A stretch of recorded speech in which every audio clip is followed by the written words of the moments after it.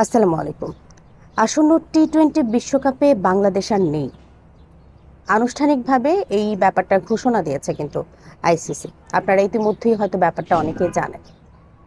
যারা জানেন না তাদের অবগতির জন্য আমি ব্যাপারটা আপনাদেরকে জানাচ্ছি। বাংলাদেশের জায়গায় বিশ্বকাপে এবার স্কটল্যান্ড খেলবে। আইসিসির বিজ্ঞপ্তিতে বলা হয়েছে যে ভারতের মাটিতে ম্যাচ আয়োজন নিয়ে বিসিবি যে নিরাপত্তা উদ্বেগ তুলেছিল সেটা সমাধানের জন্য আইসিসি 3 সপ্তাহের বেশি সময় ধরে একটা প্রক্রিয়া অনুসরণ করেছে এবং এই সময়ে একাধিক ভিডিও কনফারেন্স হয়েছে এবং সরাসরি বৈঠকও হয়েছে। বিসিবির উত্থাপিত সব উদ্বেগ তারা নাকি পর্যালোচনা করেছেন এবং স্বাধীনভাবে অভ্যন্তরীণ এবং বাহ্যিক বিশেষজ্ঞ দিয়ে নিরাপত্তা মূল্যায়ন করেছেন। কেন্দ্র এবং রাজ্য পর্যায়ে তাদের নিরাপত্তা পরিকল্পনাও নাকি আইসিসি বিসিবির সঙ্গে শেয়ার করেছে।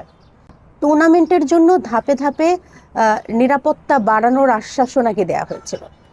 আইসিসি বলছে যে এই সব মূল্যায়নের ভিত্তিতে তাদের সিদ্ধান্ত হলো ভারতে বাংলাদেশ দল কর্মকর্তা এবং সমর্থকদের জন্য কোনো বিশ্বাসযোগ্য বা যাচাইযোগ্য নিরাপত্তা হুমকিই নাকি নেই। এই বাস্তবতায় তারা সূচি পরিবর্তন করতে পারছেন না, সূচি পরিবর্তন করা তাদের কাছে সমীচীন মনে হচ্ছে না। এর আগেই বিসিবি আইসিসিকে জানিয়েছিল নিরাপত্তা শঙ্কার কারণে ভারতে খেলতে না যাওয়ার যে সিদ্ধান্ত, আইসিসির সভা শেষে বাংলাদেশকে সেই সিদ্ধান্ত থেকে সরে আসতে তারা 24 ঘন্টা সময় দিয়েছিল। এরপর ক্রিকেটারদের সঙ্গে বৈঠক করেন আমাদের যুব এবং ক্রীড়া উপদেষ্টা আসিফ নজরুল স্যার।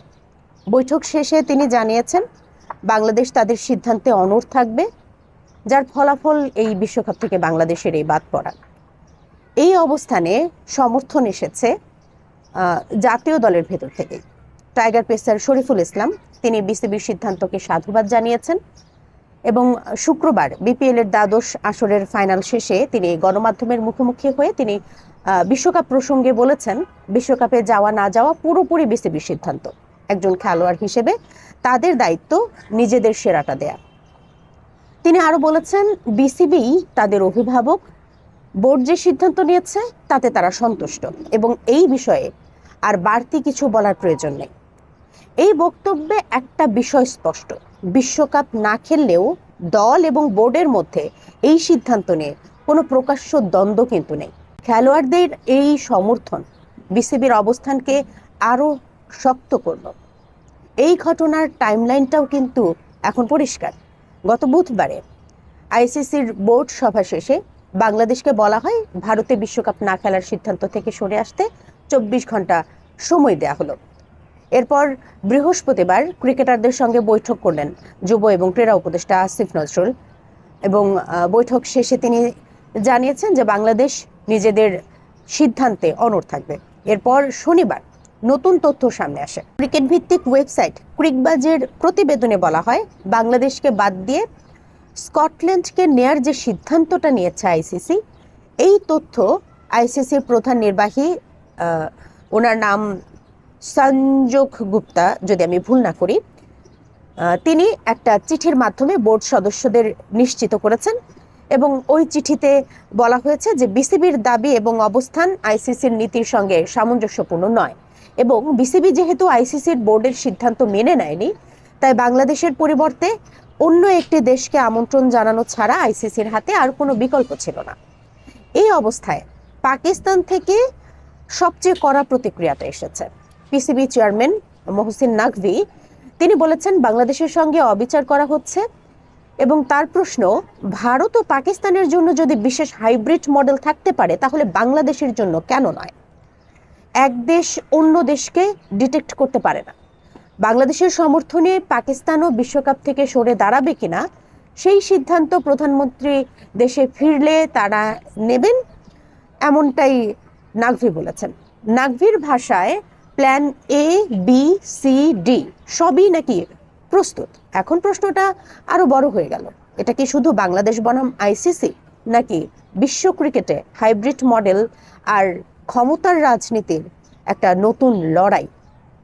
এই বিতর্ক বিশ্বকাপের বাইরেও কি দীর্ঘ ছায়া ফেলবে কিনা সেটা সময় ঠিক করবে। বিশ্বকাপ থেকে বাংলাদেশ বাদ পড়ার পরে আরেকটা প্রশ্ন ঘুরছিল, আইসিসির সিদ্ধান্তের বিরুদ্ধে বিসিবি কি আইনি বা সালিশি পথে যাবে কিনা, এই প্রশ্নে এবার আরও ক্লিয়ার একটা উত্তর এসেছে। বাংলাদেশ ক্রিকেট বোর্ড কোনো আইনি লড়াইয়ে যাচ্ছে না। মিরপুরে বোর্ড সভার পরে বিসিবি জানিয়ে দিয়েছে আইসিসির সিদ্ধান্ত তারা মেনে নিয়েছে। সামাজিক যোগাযোগ মাধ্যমে গত কয়েকদিন ধরেই যে আলোচনাটা চলছিল যে 14/2 ভোটে নেওয়া এই সিদ্ধান্ত, আইসিসি বোর্ডের যে সিদ্ধান্ত, সেটা কি চাইলেই আদালতে চ্যালেঞ্জ করা যায় কিনা, শুরু থেকেই এই সিদ্ধান্ত বদলানোর আইনি ভিত্তি নিয়ে সংশয় ছিল। এই গুঞ্জনের অবসান ঘটিয়ে বিসিবির পরিচালক এবং মিডিয়া কমিটির প্রধান আমজাদ হোসেন তারা ক্লিয়ার বলেছেন বিসিবির পক্ষ থেকে আর কোনো পদক্ষেপ নেওয়ার পরিকল্পনা নেই। তার ভাষায়, আইসিসি যেহেতু সূচি পরিবর্তন করছে না বা ম্যাচ অন্যত্র নিচ্ছে না, সেক্ষেত্রে ভারতে গিয়ে খেলা বাংলাদেশের পক্ষে সম্ভব নয় এবং এই অবস্থানেই বিসিবি থাকছে। এর আগে ক্রিকেটারদের সঙ্গে বৈঠকের পরে ক্রীড়া উপদেষ্টা আসিফ নজরুল কিন্তু জানিয়েছিলেন যে ভারতে না যাওয়ার সিদ্ধান্তটা পুরোপুরি বাংলাদেশ সরকারের। বিসিবির বক্তব্যেও একই অবস্থান কিন্তু উঠে এসেছে। আমজাদ হোসেন কিন্তু জানিয়েছেন যে আইসিসি বোর্ড সভার পরে বাংলাদেশ সরকারের ক্যাবিনেট বৈঠক হয়, সেখানেই স্পষ্ট সিদ্ধান্তটা আসে। নির্ধারিত সূচিতে পরিবর্তন না এলে বাংলাদেশ দল ভারতে গিয়ে অংশ নিতে পারবে না। আইসিসি 24 ঘন্টার মধ্যে অবস্থান জানাতে বললে বিসিবি সরকারের সিদ্ধান্তকে সম্মান জানিয়ে এই অবস্থান পুনর্ব্যক্ত করে। তাদের ভাষায়, এই ফিক্সচার অনুযায়ী খেলতে যাওয়া সম্ভব নয়। এখন প্রশ্নটা আরও গভীর হয়ে যাচ্ছে, আইনি পথে না গিয়ে এই সিদ্ধান্ত মেনে নেওয়া কি কৌশলগত কোনো শান্ত অবস্থান? এ ব্যাপারে আপনার মতামত কি সেটা জানাতে ভুলবেন না। সরকার এবং বিসিবির এই সিদ্ধান্তে আপনি কতটা সাপোর্ট করছেন? আপনার কি মনে হচ্ছে বিসিবি এবং সরকার এই অবস্থানে অনড় থেকে ভালো করেছে কিনা, এবং এটা ক্রিকেটের জন্য কোনো দীর্ঘমেয়াদী ক্ষতি হতে পারে কিনা, সেটাও যদি আপনাদের মনে হয় অবশ্যই কমেন্টে জানাবেন। ধন্যবাদ।